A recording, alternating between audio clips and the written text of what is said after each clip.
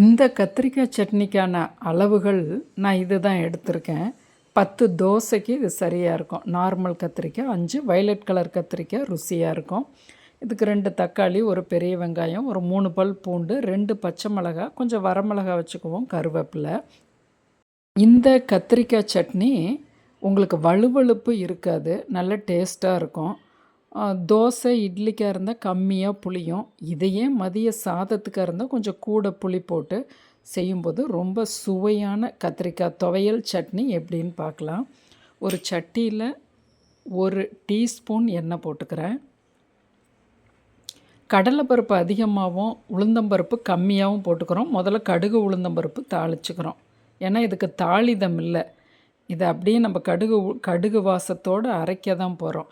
நல்லா அந்த கடலப்பருப்பு உளுந்தம்பருப்பு ஒரு 80% வறுபட்டோன்னே பச்சை மிளகா, வரமிளகா, 4 பல் பூண்டு, பெரிய வெங்காயம் ஒரு கைப்பிடி, இதை அப்படியே எல்லாமா அந்த பருப்புகளோடு சேர்த்துட்றோம்.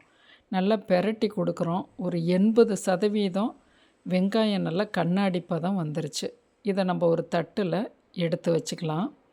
இந்த கத்திரிக்காயை ரொம்ப எண்ணெய் ஊற்ற தேவையில்லை. 4 கத்திரிக்காயும் தண்ணியில் போட்டு வச்சுருந்தேன். அதை வடைச்சட்டியில் போட்டு கொஞ்சம் உப்பு போட்டு 1 ஸ்பூன் மட்டும் எண்ணெய் போட்டு அந்த உப்பே அந்த நீரில் வேக வச்சிரும். ஒரு 2 நிமிஷம் கழித்து பார்க்குறோம், திரும்ப மூடி வைக்கிறோம். பாருங்கள், வரன்னு நல்லா வெந்துருச்சு கத்திரிக்காய்.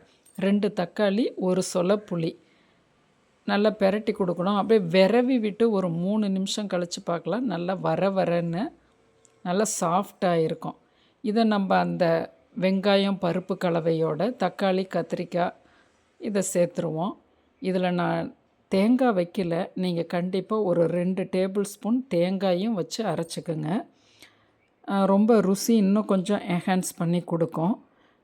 காய்கறிகளை நாம் சட்னியாக செய்யும்போது அந்த ரூபத்துலேயும் நம்ம கொஞ்சம் எண்ணெய்லாம் கம்மியாக சேரும் இல்லையா, அதனால் காய்கறிகளையும் வதக்கி அதை சட்னியாக அரைச்சி துவையலாக அரைச்சி சாப்பிட நம்ம பழகிக்கலாம்.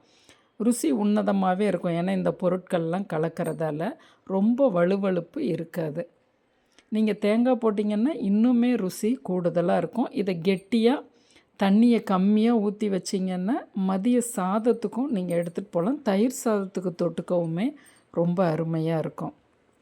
கத்திரிக்காய் சட்னி இந்த மெத்தடில் செய்து பாருங்கள். நம் சேனலை சப்ஸ்கிரைப் பண்ணுங்கள், ஷேர் பண்ணுங்கள்.